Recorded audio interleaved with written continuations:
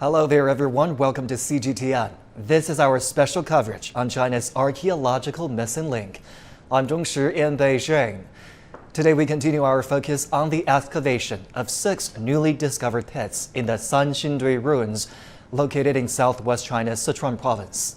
Sanxingdui is considered one of the country's most significant archaeological discoveries.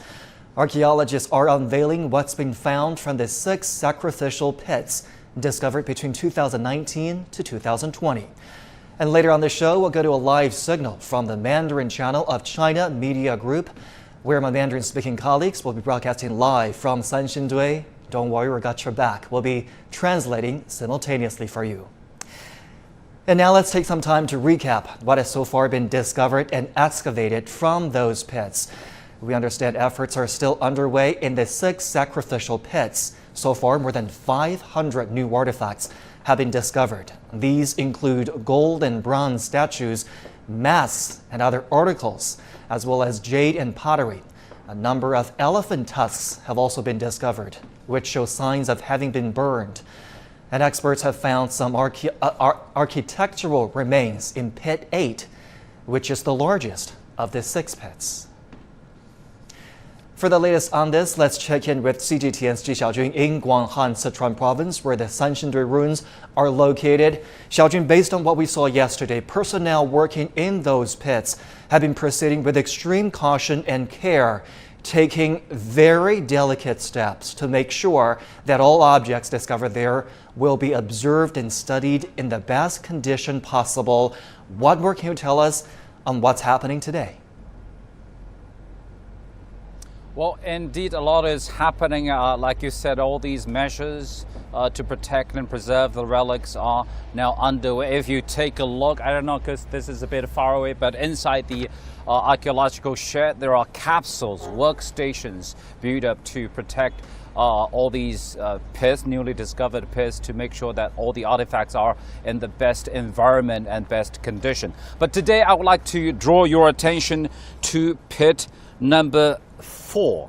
Now, as I said earlier, all these artifacts are extremely fragile after being buried underground for thousands of years. Now, a lot of elephant tusks have been found in kit number 4, and all these elephant tusks are now being protected by covering them with wet paper or wet towels. Now, all these artifacts, when they are unearthed, the largest, the biggest threat to them would be dehydration or oxidization. And literally, archaeologists are now moisturizing all these elephant tusks by covering them with all these wet paper or wet towels, and these towels and paper will be replaced roughly every 4 hours, judging by its humidity level. And there are also clear traces, clear signs of on these elephant tusks that have been burned before they were buried, and there is a clear layer of ashes, the result of burning. And it seems there is a ritual concerning the way all these artifacts were buried. On top of it was the layer of ashes, and underneath would be the layer of elephant tusks, which is true with pits number 3, number 4, also with earlier pits number 1 and number 2. And following that would be the layer of large size bronze utensils, including bronze heads, bronze masks, bronze utensils or vessels alike. And then on the bottom would be some smaller objects, including some bronzewares or jadewares or potteries. Now, archaeologists do have plans to try to remove some more objects out of the pits. Very likely they're going to try to take out a bronze zun out of the pit. Zun is also a bronze utensil used a lot in ancient times in sacrificial rituals. And at the same time, they also have plans to try to remove more jadewares, potteries, or other smaller bronze objects out of the pits number 3, number 4, and number 5. And their attention is also being drawn to a bronze figurine. It might be half bird and half human beings, but it's still half buried. So we still don't have a full picture of what exactly that is. 钟石. Xiaojun, you wear many hats in your line of work. I'm sure that pretty soon archaeologists will be one of them. CGTN's Zhi Xiaojun monitoring the excavation work for us at Sanxingdui in Sichuan province.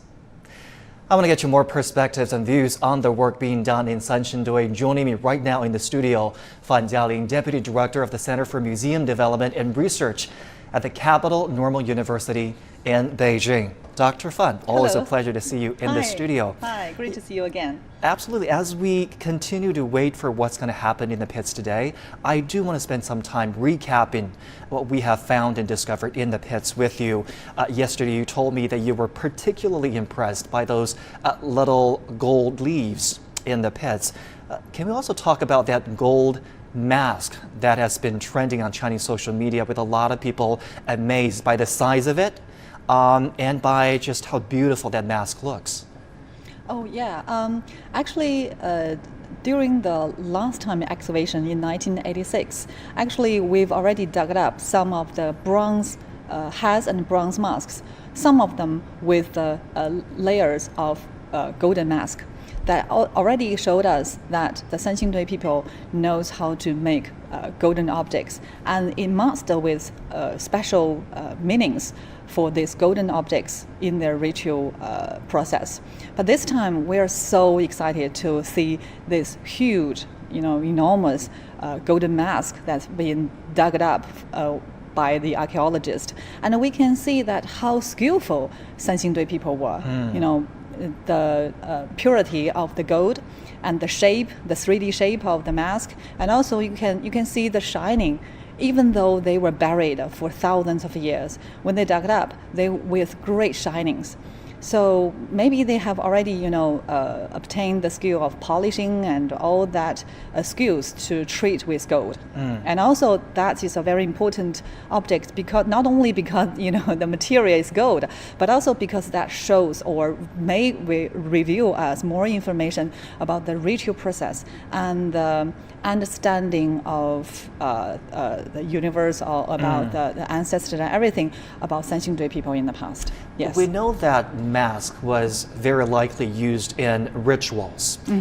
Do we know at this point, do we have theories at this point about how exactly were they used, and who or what would wear those masks in a ritual? Wow, that's people are interested in.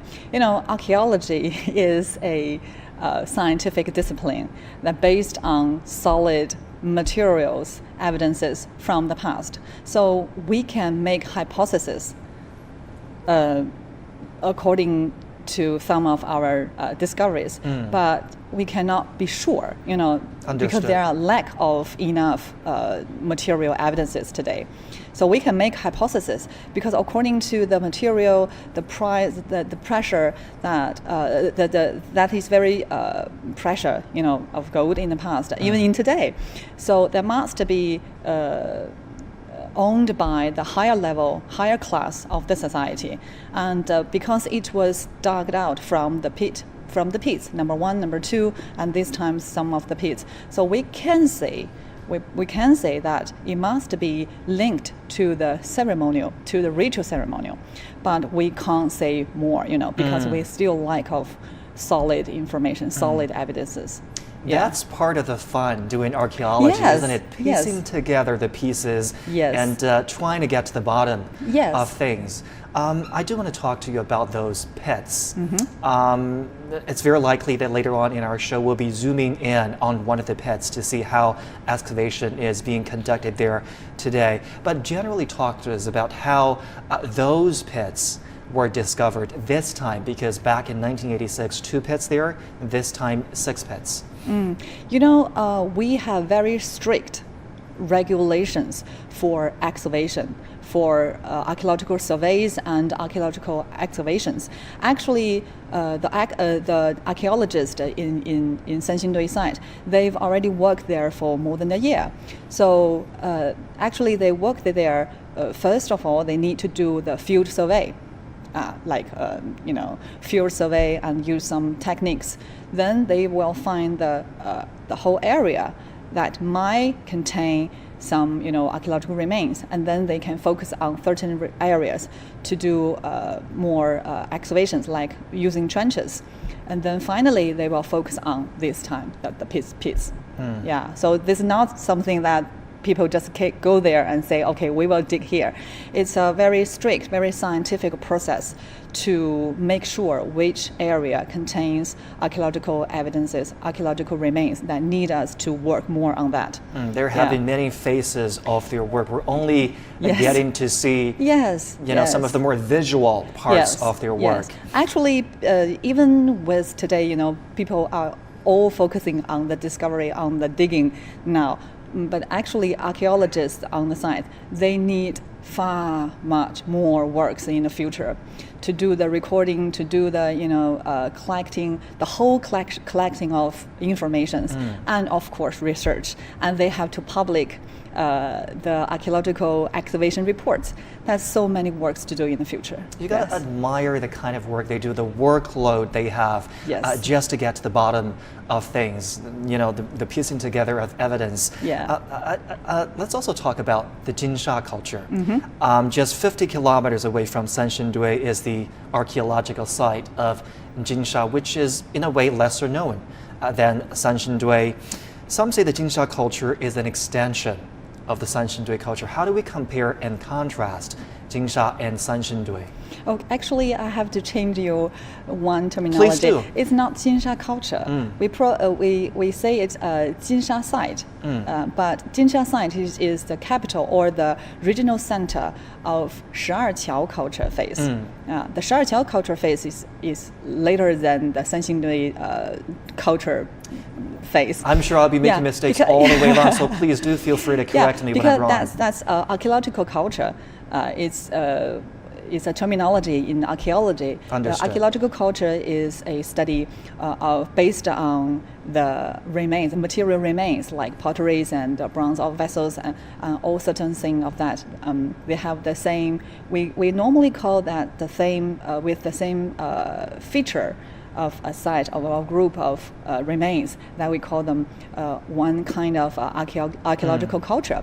So Sanxingdui culture is the regional capital of Sanxingdui culture is Sanxingdui site, if I make it clear. And then after that period, we believe, I think based on the archaeological remains that have been discovered in many places around the Chengdu plain, many archaeologists believe that 12 culture is the second or the latter part of Sanxingdui culture.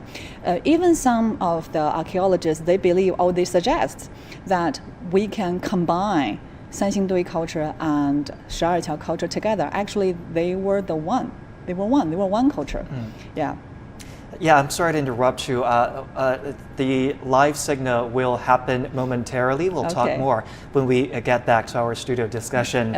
But let's see if we have that signal ready. We understand that excavation work is ongoing in Sanxingdui in Guanghan, Sichuan province. We have a team of reporters there covering the excavation work. They're from our sister channel, the Mandarin channel of China Media Group. They'll be broadcasting in Chinese. We'll be translating simultaneously for you. They will zoom in on one of the pits and see how the excavation work is being conducted there. Take a look. In 1921, we started research at the Yangshao culture, and today's day, it has been 100 years. And so over the past 100 years, we have been passed down one generation for another. And now let's enter into the archaeological site.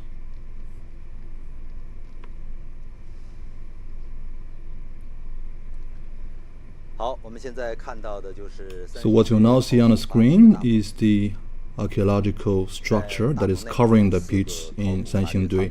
Under this structure, we have 4 pits, number 3 to 8 pits are being excavated. And now, please follow our camera let's move slowly to pit number 4.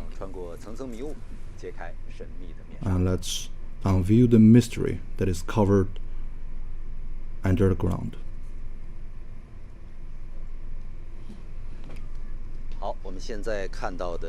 So what you now see is a bird view of pit number 4. And yesterday we had a lot of protection layers and we cannot have a bird view of the pit. And today you can still see a lot of wet tissues and white towels, and they have to replace that very frequently. And today we are going to remove this protection layer temporarily. So with this opportunity, we can follow our camera and have a close look at those elephant tusks.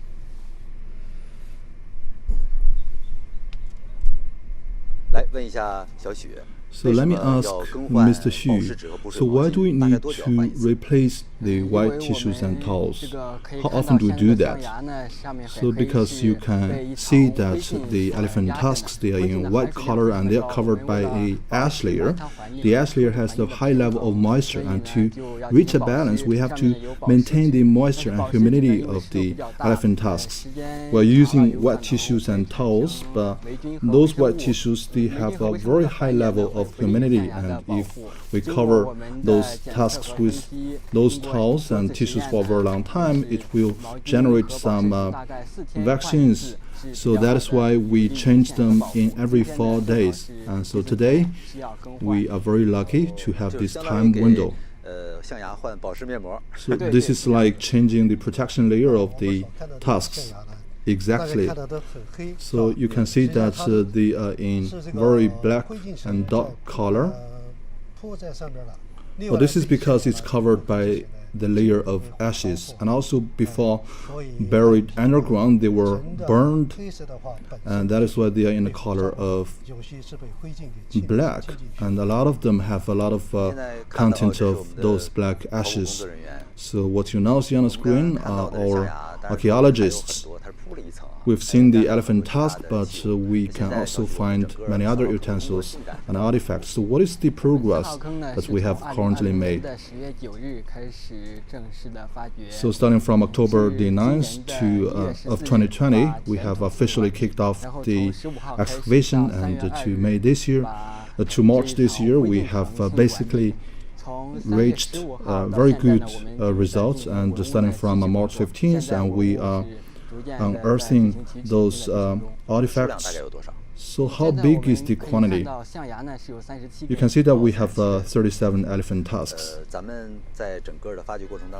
So in the process of excavation, and we are scanning these artifacts. So now you can have a picture of such scanning. So when was this scanned? So this was scanned when we were cleaning the earth that was covering the ivory. Now let's take a look at the next photo. So just now we saw the photo taken on October the 26th, and so we are putting these photos in a time order. So this is very similar to the preview photos of home decoration. So now you are seeing the layer of ashes.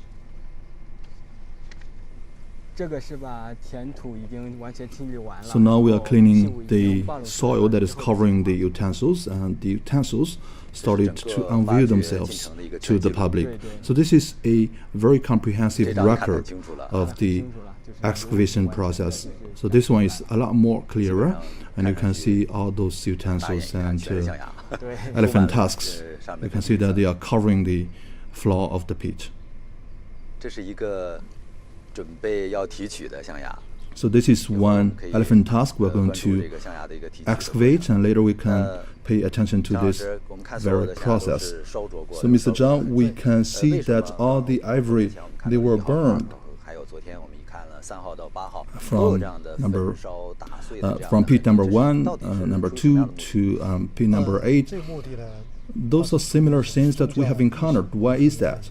Well, this is because of the sacrificial ritual ceremony we had in ancient times, because we want to send those sacrificial objects to the heaven. So in what way can we do that?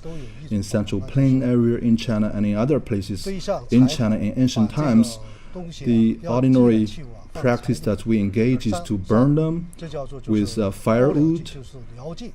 So when we burn those artifacts, we're going to have a lot of burning smoke, and the burning smoke is like the messenger that conveys those artifacts to the heaven. And after burning, we have to crush them into different pieces and debris, and then we bury them under the ground.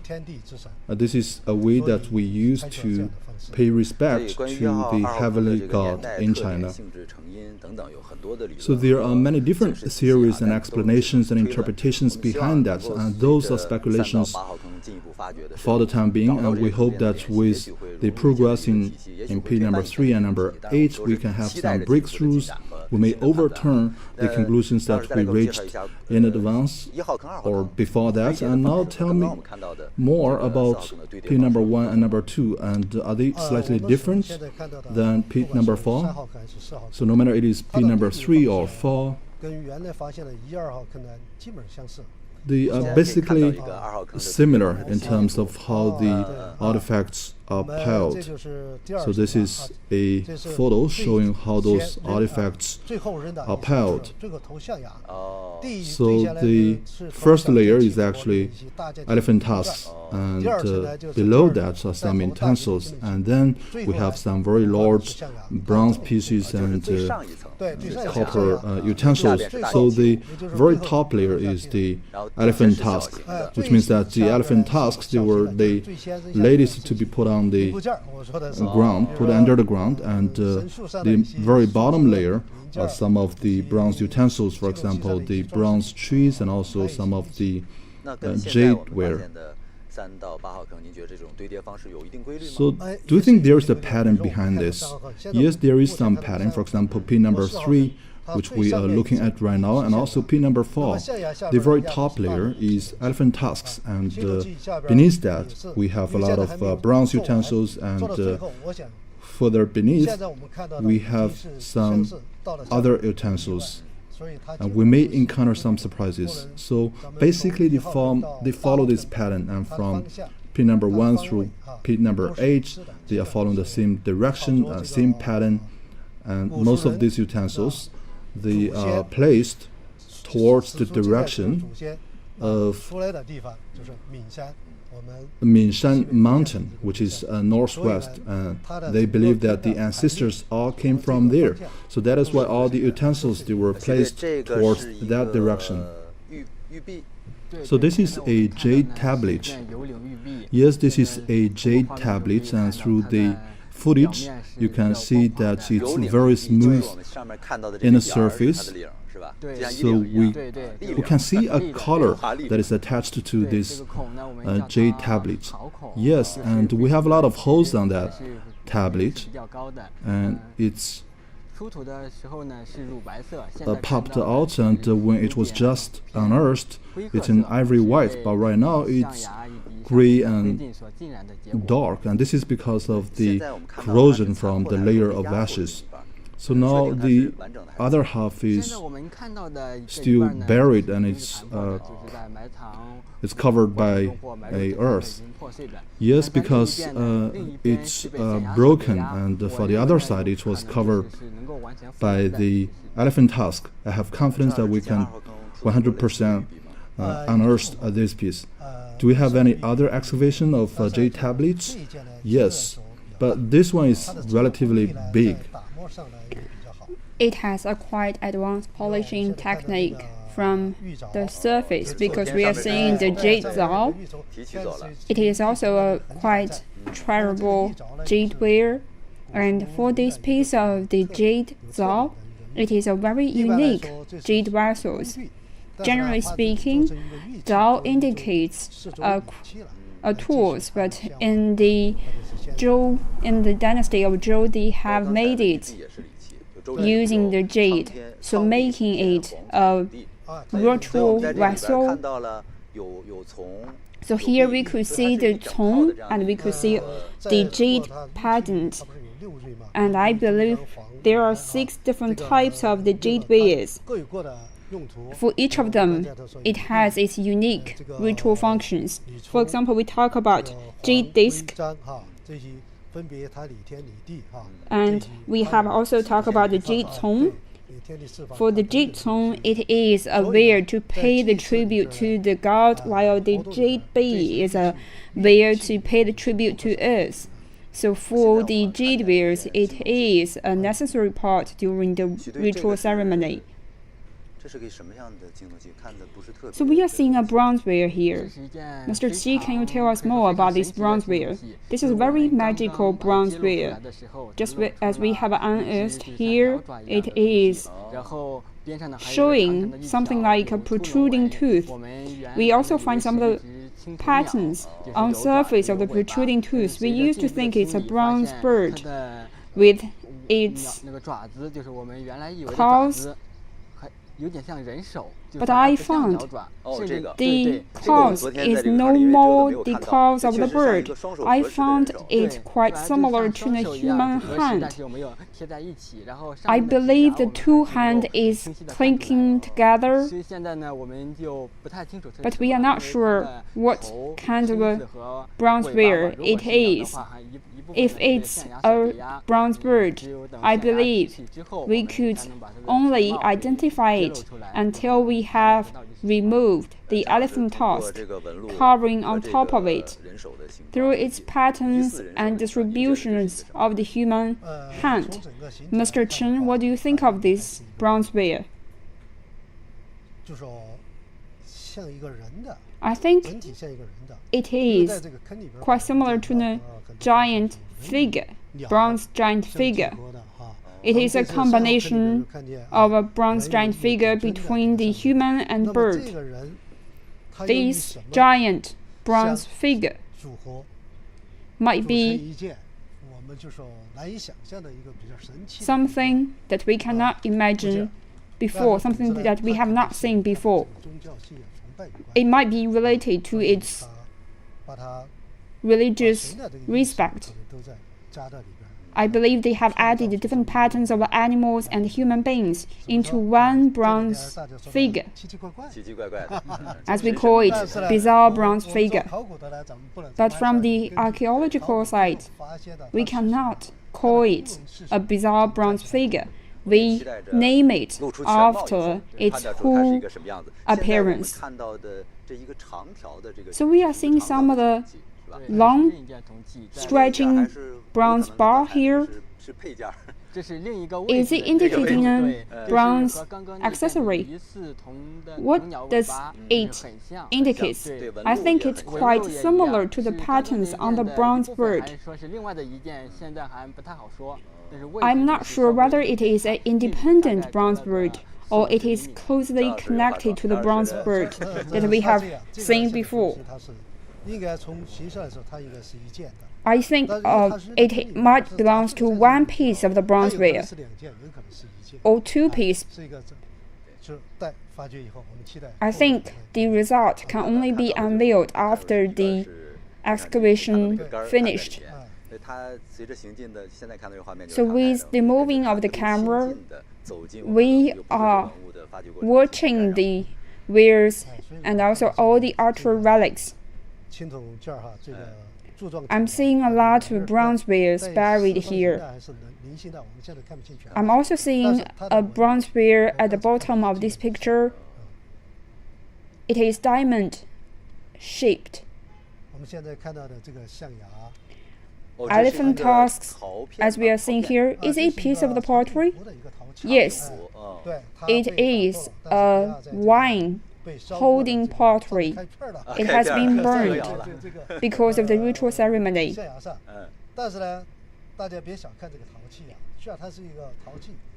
Although it is only a piece of the pottery, you might think that it's not as valuable as the bronze wares or elephant tusk, but pottery is quite important during that time because bronze wares and jade wares can be passed through from generation to generation, while pottery it is easy to break.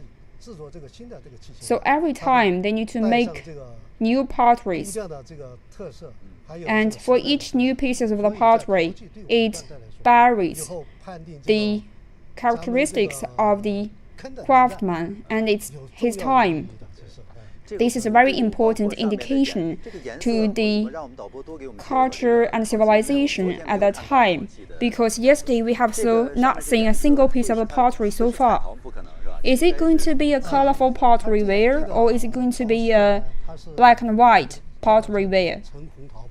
I think we are seeing that this pottery is indicating some of the reddish color.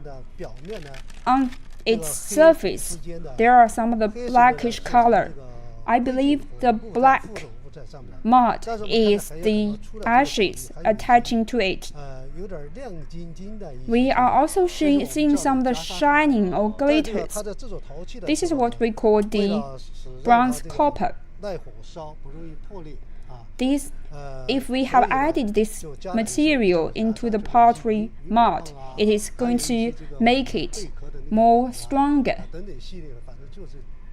So during the pottery making, they have also added some of the ashes of the shelf to prevent the pottery from breaking. Because yesterday during our live streaming, I have not seen a single piece of the pottery. So yesterday in pit 1 and 2, we saw a lot of pottery, and pottery is a great invention of the ancient people. To cook food, we have to boil it, and that's how the pottery was invented. So pottery is a very important watershed between the new Stone Age and Bronze Age, and so we had a lot of pottery excavated yesterday. So this shows how developed the ancient culture is, and we also saw a lot of very pointed pottery utensils.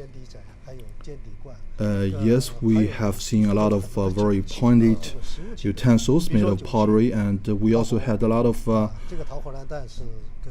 wine potteries and wine pots. And we have many different shapes of pottery utensils. So some of them can be used to serve hot pots. So this is one very big family of the pottery design, and so in Sanxingdui we have identified some very big pottery containers, and it can be used to hold water and salt and also vegetables.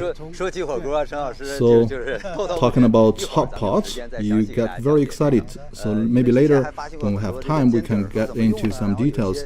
So we identified and unearthed some of the pointed pottery pots, and what is that for? And maybe we can have more detailed explanations later, and I will hand it back to my colleague in Beijing. Bye-bye. An incredibly detailed look into what's happening in the pit. I know it's a challenge to make sense of what you saw just now. That is why I have with me in the studio Fan Jialing, Deputy Director of the Center for Museum Development and Research at Beijing's capital, Normal University. Dr. Fan, looking at how they carry out their work in the pits, I mean, you were telling me, you were emphasizing that this is a whole discipline. It's not just a bunch of amateurs forcefully removing the items from the pits. It's being carried out in phases and in very scientific manners. And one word you used is top-notch. World-class work is being conducted at those pits. Tell us more. You know, because the archaeology in China have developed for decades, and this time's relaunch excavation in Sanxingdui site was supported by State Administration of Cultural Heritage and the local government.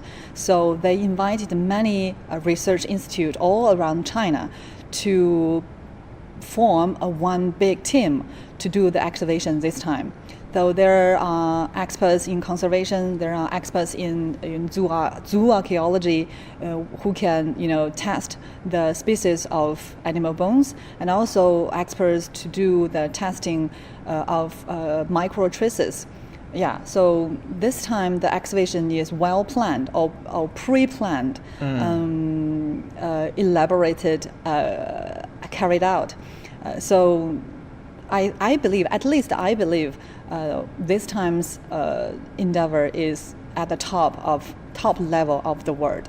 I think also it shows that we have the ability to carry out very, very strict, very, very well-planned research-led archaeological excavation. Yes. I'm sure for professionals like you, this time is not just about new items being found. It's also how China's archaeology has developed all those years. Let's still talk about the focus of the excavation work today, all those elephant tusks.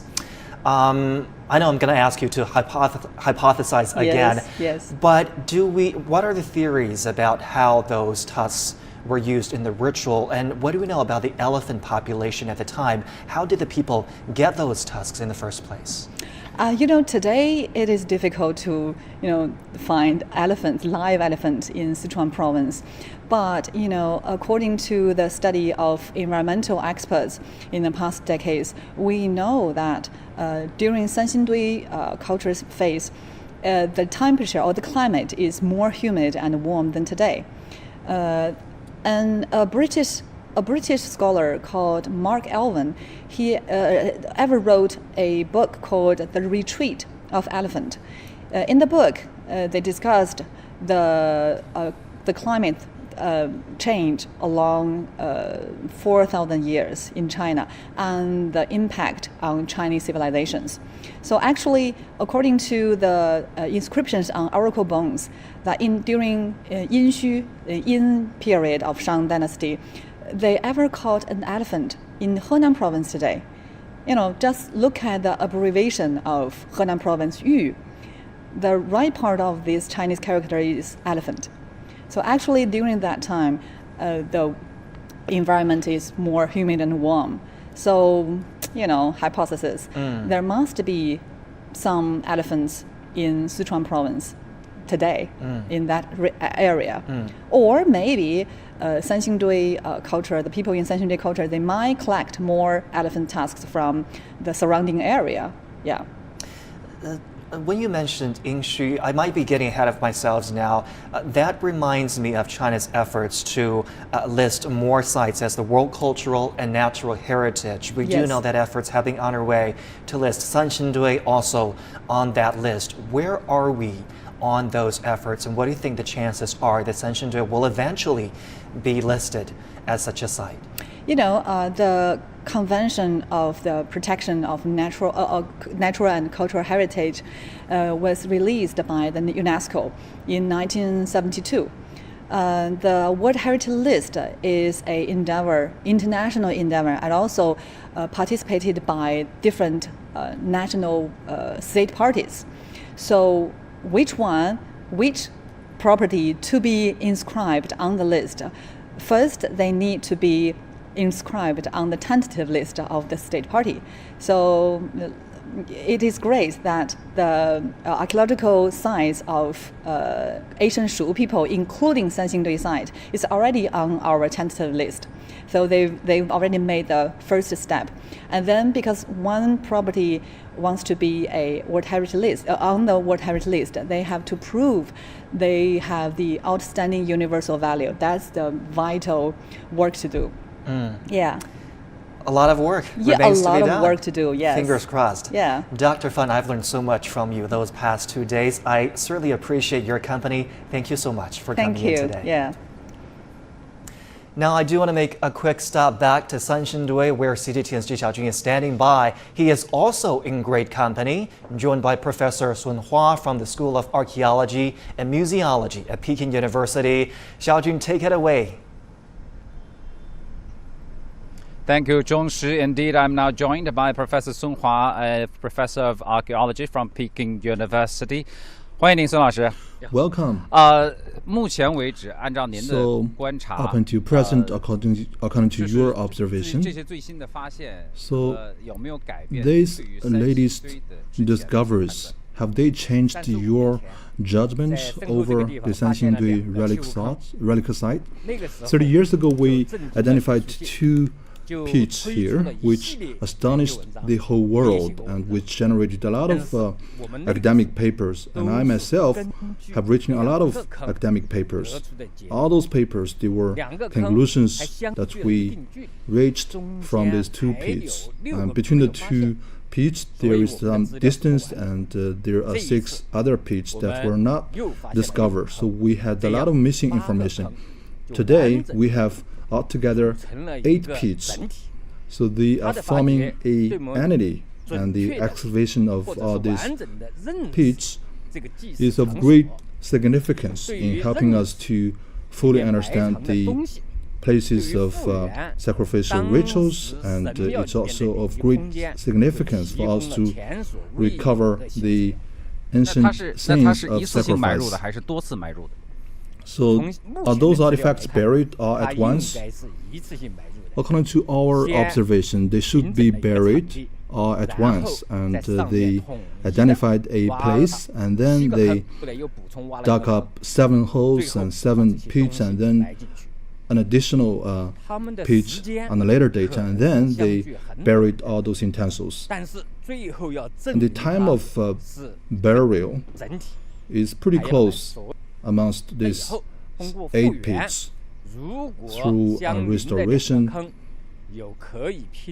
if we found out that there are matching utensils between 2 nearby pits, then we can show that they were buried at the same time.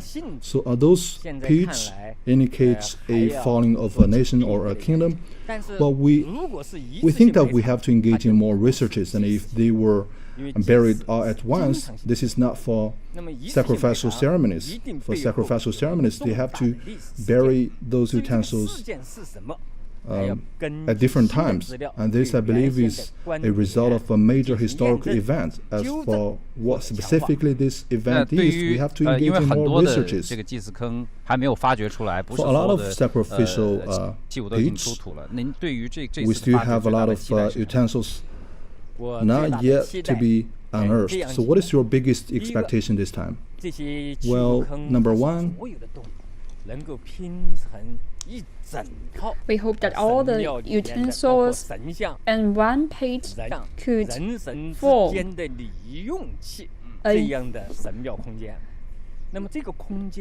a wares that is being used in the sacrifice site.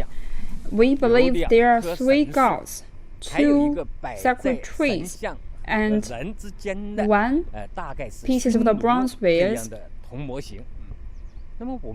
that is following the patterns of the owl between the human god and sacred tree. If it is only 1 god, we believe that the Sanxingdui people and even the later ancient Shu people have 3 gods in their religious belief. Currently, we have discovered 2 sacred trees. We believe it is representing the Fusang tree, which is the sacred tree witnessing the sun rising from the eastern side, and also the sacred tree witnessing the sun from the western side. We believe there is another tree named Tianti. It is the connections between the earth and God. It enables people from the earth to move upward to the God. We believe there are some disruptive forces break down the rules between the heaven and the earth. If we can unearth another sacred tree, it is an important testament to the historic record and the Han Dynasty of the trinities of the 3 gods.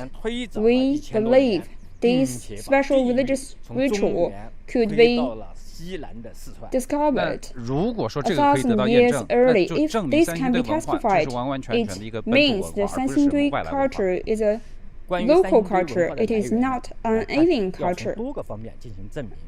I think it needs to be testified from multiple fronts. The Sanxingdui civilizations, we think there are many different routes, but all of it is coming from the eastern sides, or the northern part of China, or even the Yangtze River Delta.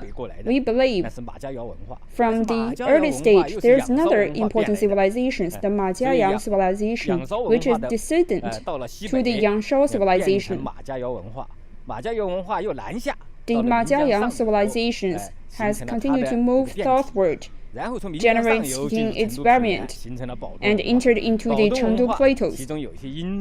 I believe some of the elements of the Baodu civilization gradually becomes important features of the Sanxingdui civilizations. That's how I deducted the transformations of several different civilizations. Are there some of the patterns from the Western world? This is actually something that catches the eyesight across the world. Sanxingdui relics is very unique. It has some of the bronze figures indicating God, some of the sacred trees. This is something that we have not seen before in the central part of China and eastern part of China's civilization before. We believe we have found nothing before in the temples. And starting from Shang and Zhou dynasty, especially from the western Zhou dynasty, people started to make the sacrificed god. They started to make some of the plate representing the god. It is something like that we are using to worship the Confucius today. And if we move early on, are there any ritual practice that people use to cultivate some of the giant figures representing the god? To put it simply, how do you explain that there are so many thousand pieces of the shells from the seaside, and there are 100 pieces of the elephant tusks, and so many pieces of the silver wares and god wares? For the seashells, we have discovered thousands of the pieces of them. But at the same time, during the Shang civilizations and Zhou dynasty, we discovered more about the seashells. The seashells must not come from the Yangtze River area. It might be moved from the southern China Sea, but in the Yangtze River and in the Yellow River, it is the different civilizations interacted. And in the Yunnan region, we have not discovered the early stage seashells. The seashells we discovered was between the Warring State period to the late Zhou period. On southern part of the Sanxingdui Ruins, we have not found any evidence for the spreadings of the seashells. Some of the scholars might indicating that these seashells comes from Vietnam, but I believe that these seashells might be coming from the Yangtze River Delta and the Yellow River Delta. So my final question, and we have been talking about that the Sanxingdui civilization was a result of the ancient Shu kingdom. Is that so? So the Sanxingdui relic site was located in the ancient Shu area, and there's no question about it. And prior to the Han Dynasty, there was a ancient Shu kingdom, and there's no question about it either. But we have, in that interval, there are two civilizations, and Shi, Erchun, and Sanxingqiao, and then we have the Sanxingdui. If Sanxingdui belongs to ancient Shu kingdom, then they are very coherent following this one cultural system. The evidence shows that there is high level of coherence, but we have one link that is missing, and that is in the East Zhou and West Zhou dynasties, and there was a period where we lack historical records, and there is one missing link. And if you look at the earlier period of Sanxingdui, does that belong to ancient Shu kingdom? We will have to collect more historic information. 我们也 And 期待 maybe 发现更多 there are 新的 some 证 new 据。好， clues 再次谢谢你， that 孙老师 from this 谢谢 excavation. Thank you.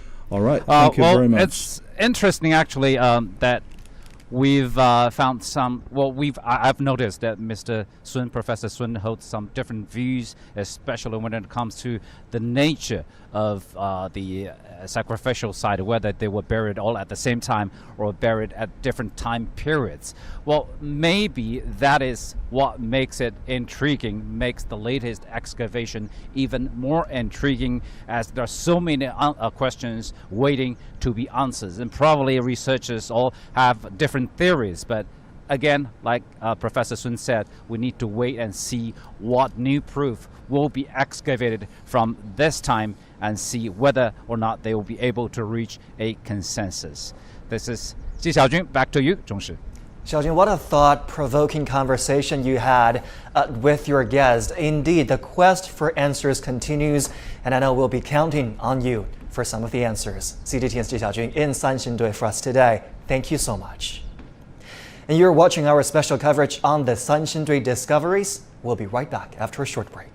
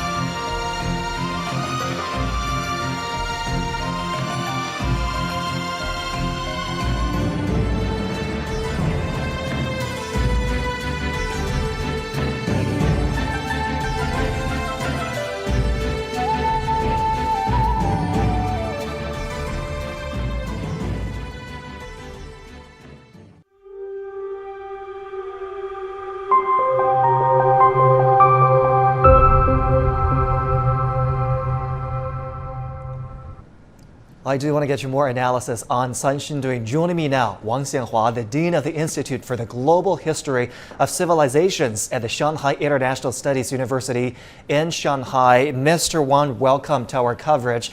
I'm pretty sure you're as excited as the rest of us about what is being discovered at Sanxingdui, but I do want to go beyond the objects with you here, because at the end of the day, what will excite all of us is the information that these objects will lead to, secrets unveiled and mysteries solved. So talk to us about the remains here. We do know that the Sanxingdui remains are the largest among what's known as the early Shu cultural sites.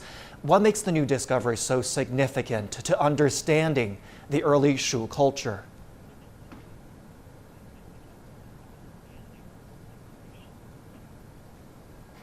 Hi.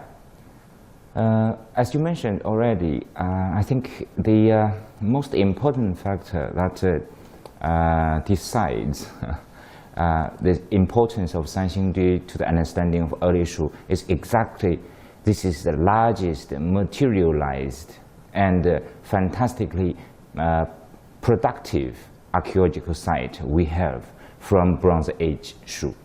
And with the new findings this time from these new sacrificial pits, we will have much more reliable samples for the solution of a lot of critical questions scholars have been struggling with. I think this is the most important, and especially as specialists, the most important thing that everybody is looking forward to. Evidence. Mr. Wang, among the artifacts recovered Yes. from Sanxingdui are leaves made of ivory, jade, and gold, which were also discovered in other regions of the world during that time, some 3,000 years ago. A lot of people are curious about how that can be the case. How would you explain that?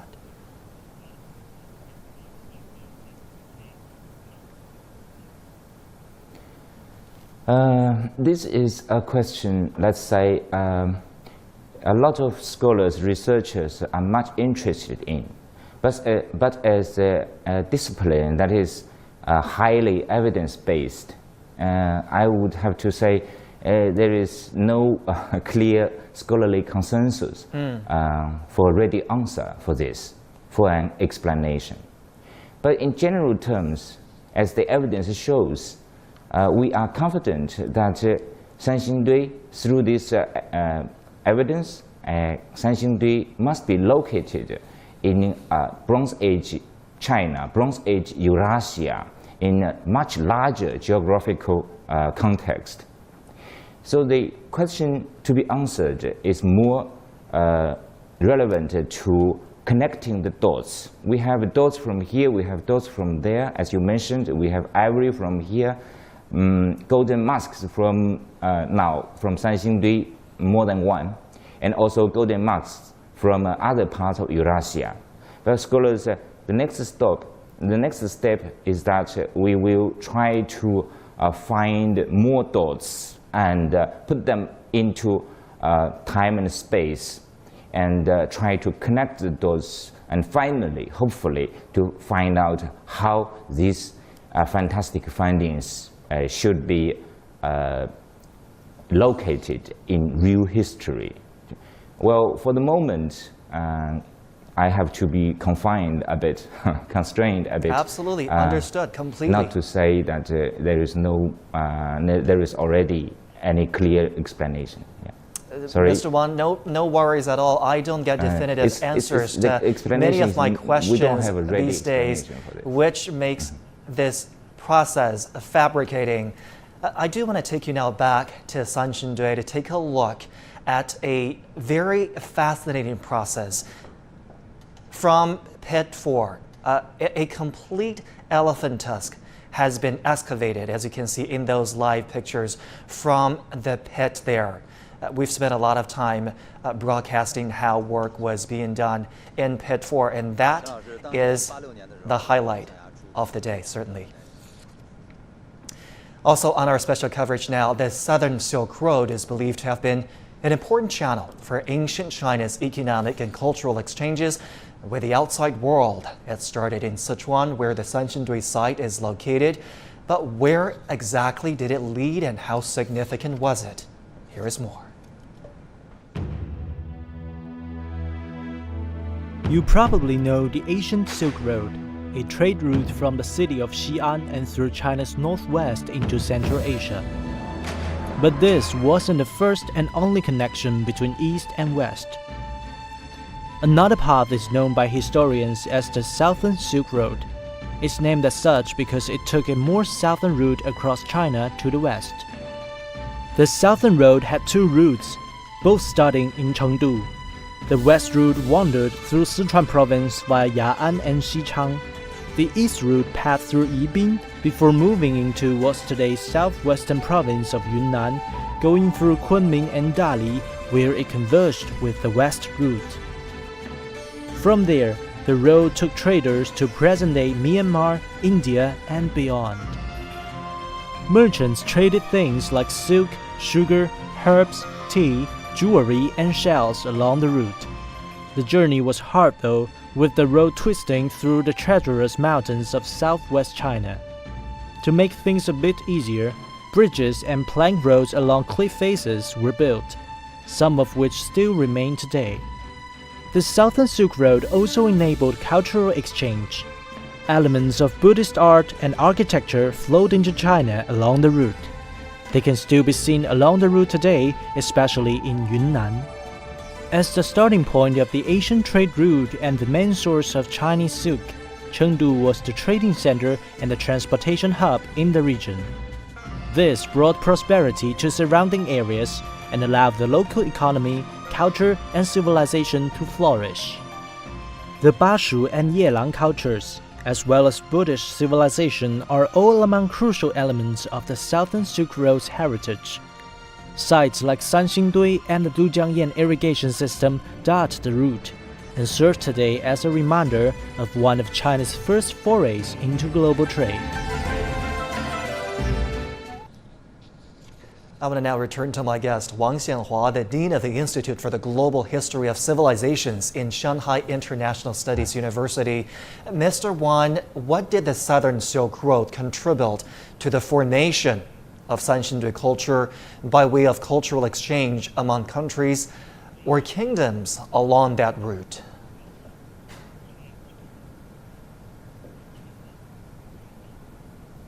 Hi. For this question, first of all, one point is very important to understand the connection between Sanxingdui and the Southern Silk Road, as we call it. The simple fact is Chengdu is the hub or the connecting point, one of the connecting, the joining place, joining hub that connected both the Southern Silk Road and the Silk Road as we usually talk about, if we can call it the Silk Road from central China leading to West Asia. So if this point is clear, I would say the contribution by from the southern part, again back to evidence, may be part of the material culture, especially tusks, ivory, seashells, for instance. I can recall scholarly opinions are not really agreeing with each other, but for my own judgment, I think for such or parts of the material culture, we look into the Southern Silk Road. Well, at the same time, when we talk about the Southern Silk Road, I think equal attention should be paid to the northern part, or the Silk Road as we usually use the term for, which is the road leading from central China to the western part of Asia. As the geographical location of Chengdu determines, in this region on the Chengdu Plain, it's also open, equally open to the Silk Road or central China or northwestern China. I think this is my impression or my point of view, my perspective towards this question. Thank you. Mr. Wang, certainly appreciate your expertise today. Thank you so much for making time for us. On a related topic, Buddhism has been a religion and a bridge that communicates Asian civilizations and promotes people-to-people exchanges. Our next report looks back at its history and connections with China. Buddhism is one of the world's oldest religions, having originated in ancient India sometimes between the 6th and the 4th centuries BC. It arrived in China during the Han Dynasty, probably from the exchanges made along the ancient Silk Road. Its peak in China came during the Tang Dynasty, after monks Xuanzang and Yi Jing brought back Buddhist scriptures from pilgrimages to India. After establishing its roots, Buddhism became deeply integrated in Chinese culture and had a deep impact on the beliefs, philosophy, literature, art, architecture, and customs of its people. This form of Chinese Buddhism spread to neighboring countries such as Japan and South Korea and helped to create a cultural bridge in the region. Chinese innovations, fashions, styles, and etiquette were also exported in this way. China says has always been open and inclusive in how it promotes its culture, and this provides a platform for mutual learning among different peoples. Wang Xiao, CGTN. And for more insight into the spread of other cultures and religions through time, joining me now, Professor Kusnanto Anggoro from the University of Indonesia in Jakarta. Professor, a pleasure to have you on our special coverage today. As we have seen, cultural communications have been happening throughout Asia for centuries.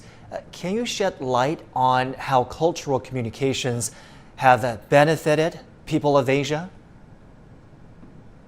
Well, I think yes. It is very important actually that cultural exchange would be beneficial to many people, especially because it is spread of many things, including trade, investment, and to some extent also technology and so on and so forth. And more important than that, it hopefully it would create a mutual understanding among people.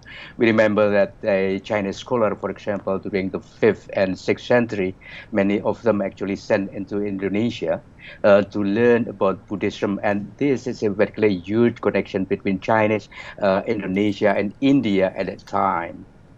So the communication between them actually is very good, considering technology and considering geographical proximity and those kind of things. So I think it's yes, and culture and religion. Of course, from my discipline, because I myself was a political scientist, I'm not trying to elaborate what actually religions actually are, but there is very important intersections between culture and religion. Both are actually trying to diverge about the belief system, about the behavior of people and communities, and as short with creating about a very important aspect of social relation. So again, in that sense, culture is becoming very much interesting. Perhaps in modern international relation, one can mention about the what so-called as soft power and so on and so forth, which is also very particular context, and it is understood that they already have freeway in Xi'an excavation and in Sanxingdui excavation and so on would eventually create mutual understanding among people. I'm sure that the Chinese government would are trying to capitalize on that, both within the context of nation building inside China itself, and two, of course, to form a relation between China and other countries. We learned our experience in the past, especially in 6th to 12th century, how it becoming more important. It is part of the Chinese trade. It is part of a digital Silk Road. It is also part of how Professor, bear with me here on our social, program. We've and been cultural showing our context. viewers. Yes. Yep. All right, let me get back to my guest, Professor Angorol. How can we keep cultural exchange and mutual learning with other civilizations alive, Professor? Because when you mentioned mutual understanding, I think that is crucial, especially crucial in today's world under the current climate of politics, economics, and cultures. How do we keep those crucial communications and exchanges alive and move them even forward? Mutual understanding, mutual learning, and a sense of non-supremacy and so on, meaning that acceptance of others is important within the cultural relations among civilizations. You cannot just assume that your culture is higher or superior to other culture. That would possibly create a deficient relationship among countries. But when our standpoint is basically mutual understanding and mutual learning, that is good because that's actually the very foundation of relation among states. So as we understand it, Buddhism, for example, in India is not the same with Buddhism in China or even Buddhism in other countries in Southeast Asia like Thailand or Vietnam. So there is no ethnocentrism. There is no such a thing of xenophobia and so on, meaning that within the particular context, people must understand actually that the most important thing is mutual respect, mutual learning, and so on and so forth. It is based on this mutual learning that contact among people is becoming understood and, of course, beneficial with others. We understand that culture could possibly be very specific, every culture. That is understanding about peculiarities. Peculiarities is no differences. Peculiarities is a factor. Create pluralism that create the differences, but we should not understand it as the differences, but we can actually capitalize on that kind of peculiarities into the whole thing. So within that context, then mutual understanding again and again is very, very, very important. We understood that society is changed, historical record in Penghaoshan, in Peliguang, in Kashin, and possibly Sanxingdui, and everywhere is actually from a different historical perspective. And we understand that, of course, there are some accumulation of civilization, as well as accumulation of the way of life, accumulation of technology, and so on and so forth. It must be accepted as it is. It is part of long historical journey. And within that particular context, every country actually have their own journey. And it is because of these peculiarities that mutual learning is actually very important. I know that there is Chinese scholar in 6th and 7th centuries, when they came to Sriwijaya Kingdom in Indonesia, also learned a lot of Buddhism from Indonesian scholar, and Balaputra Dewa, the king of Sriwijaya, actually also visited China, and they learned something. And of course, this context of learning is actually very important, the relationship between China and Indonesian past, as well as between China and India, as well as other countries. And I guess it is because of the need of mutual learning that, for example, Chinese government actually now becoming more active in some cooperation, including on excavation of some archaeological site in Uzbekistan and Saudi Arabia and Turkey and some part of the world. It is a joint project. It is exchange at the intellectual and academic level. It is cooperation at the research level. And by maintaining all those things, the mutual understanding among people would eventually enhance, and of course everybody will actually benefit from that kind of cooperation. Professor Kusnanto Anggora from the University of Indonesia in Jakarta, we appreciate your analysis. Thank you so much for making time for us today. In the middle of our interview just now, we showed you live pictures from the site of Sanxingdui, from one of the pits, actually, where personnel were apparently putting pieces of wet cloths on top of the elephant tusks. We understand that was a crucial step to get the tusks ready to be lifted for further observation, study, preservation, and analysis. And with that, we come to the end of our special coverage today. Our program on the unearthed treasures will continue for the coming 2 days. We'll have more exclusive interviews with experts and live feeds from the site. Join us Monday and Tuesday at 1 p.m. Beijing time, that's 0500 GMT, as we continue to trace the links to the origins of the Chinese civilization. We'll leave you now with a look at some life-size bronze heads that date back more than 3,000 years. Experts say they represent the rulers of Sanxingdui. I'm Zhongshi in Beijing. Thank you for staying with us.